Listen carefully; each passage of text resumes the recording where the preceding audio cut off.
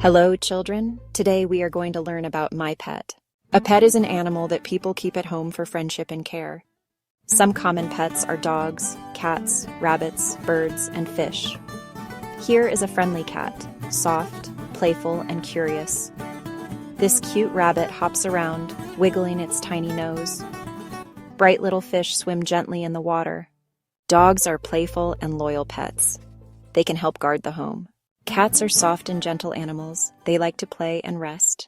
Pets need food, water, and love every day. We should keep our pets clean and healthy.